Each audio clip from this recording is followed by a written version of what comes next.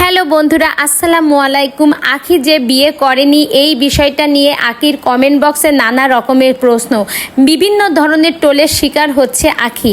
আর এই বিষয়টা নিয়েই কিন্তু আখি তার ভেরিফাইড পেজে একটা পোস্ট শেয়ার করেছে। সেখানে আখি লিখেছে, আমি আমার জীবনে বহুবার দেখেছি যখন আমি আমার বিরুদ্ধে সমালোচনা কিংবা মানহানির মন্তব্যের বিরোধিতা করেছি, তখন তার দ্বারা আমি আরও বেশি ক্ষতিগ্রস্ত হয়েছি।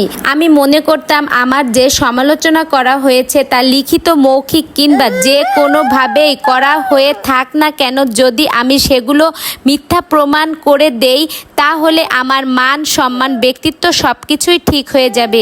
কিন্তু ফলাফল পেয়েছি তার বিপরীত। সমালোচনার জবাব দিতে গিয়ে কিংবা নিজেকে বাঁচাতে গিয়ে শত্রুতা আরও বৃদ্ধি পেয়েছে। সমালোচক ও আমার মধ্যে সুসম্পর্ক সৃষ্টি হওয়ার পরিবর্তে আরও বেশি দোষী সাব্যস্ত হয়েছি আমি। পরিশেষে আমি কামনা করলাম, যদি আমি এই কথার জবাব না দিতাম, যদি আমি ধৈর্য ধরে থাকতাম, তাহলে হয়তো আরও বেশি ভালো হতো। তো আখি তার ভেরিফাইড পেজে এইরকমই একটা পোস্ট দিয়েছে, যেটি এখন আমি আপনাদের পড়ে শোনালাম। আসলে কি জানেন, আখি অনেক পরিশ্রমী। আখি ছেলেটাকে নিয়ে অনেক কষ্ট করে। তার মাঝেও যদি মানুষ আখিকে এত বলতে থাকে, তাহলে সে মানুষটা কি করবে? এই যে দেখুন, ছোট্ট আয়াসবাবু সকালে যখন ওর মা প্রমোশনের কাজের জন্য বাইরে বের হয়, তখন কিন্তু রীতিমতো কান্নায় ভেঙে পড়েছে। এদিকে আয়াসকে নিয়েও যেতে পারছে না, কারণ আজকে কিন্তু বাইরে এত রোদ্দুর।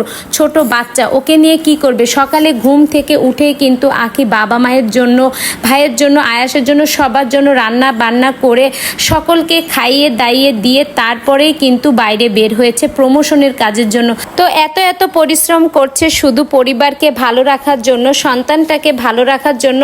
তো আপনারা আখির পাশে থাকবেন, আখি সকল ভিডিও সাপোর্ট করবেন।